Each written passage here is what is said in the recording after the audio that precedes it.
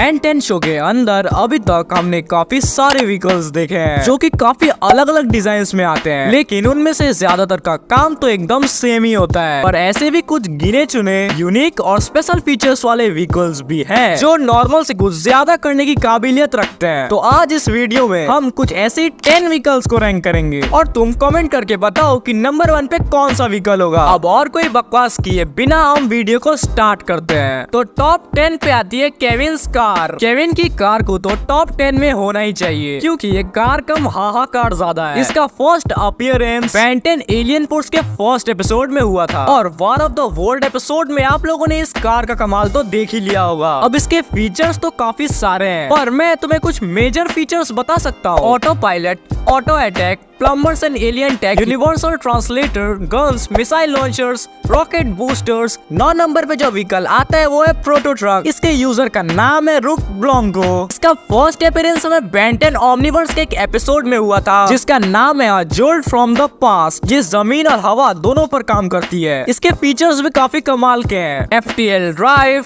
Prisoner holding cell, auto pilot mode, signal flare launchers भी available है।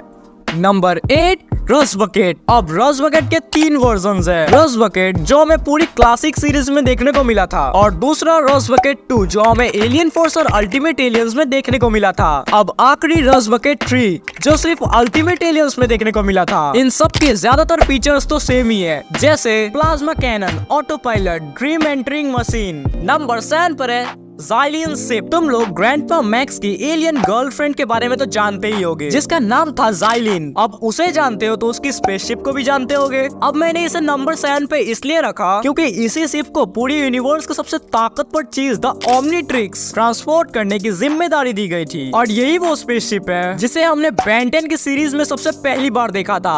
Number 6 पर है लवली डक। मुझे पता है तुम में से आधे लोग इस स्पेसशिप के बारे में भूल गए होगे। इसका यूजर है रेड्स डूड्स। इस स्पेसशिप में कुछ ऐसा है जो किसी और स्पेसशिप में है ही नहीं और वो चीज है एक AI कंप्यूटर। हाँ तुमने सही सुना, एक आर्टिफिशियल इंटेलिजेंस कंप्यूटर। ये कंप्यूटर दिखने में कुछ ऐसा है और इसका नाम है पिक्सी। ये कंप्यूटर पूरे स्पेसशिप को कंट्रोल करता है। ये शिप लाइट की स्पीड से भी तेज चलती है। नंबर 5 पर है कॉन्स्टिमेलिया शिप। इस स्पेसशिप के यूजर सब एक्सटिंक्ट हो चुके हैं। इसी वजह से ये स्पेसशिप स्पेस में बीचों बीच लावारिस पड़ा हुआ है और ये स्पेसशिप पूरे यूनिवर्स को तबाह करने की ताकत रखता है पर ये अभी अबॉन्डेड है, इसलिए मैंने इसे नंबर 5 पर रखा। नंबर 4 चिमेरन हैमर। ये नाम सुन के घबराना मत, ये है हमारे विलगैक्स की स्पेसशिप। मुझे इसका डिजाइन काफी अच्छा लगता है पर इसे कंट्रोल करना काफी मुश्किल है, इसीलिए तो इसे ऑपरेट करने के लिए विलगैक्स ने हजारों बायोइड्स और मैकारोइड्स को काम पर लगाया है। नंबर 3 पर है एंटेरियन ओबिलेटर। ये वो शिप है जिसे शिप कंट्रोल करता है। इसके वेपन्स देख के तो दुश्मन लड़ने से पहले ही 9-11 हो जाते हैं। नंबर 2 पर एक नहीं बल्कि 2 व्हीकल्स है। एक है बेन की कार DC Mark 10 और दूसरी 10 स्पीड। ये बेन की पर्सनल व्हीकल्स में है इसलिए मैंने इसे नंबर 2 पर रखा।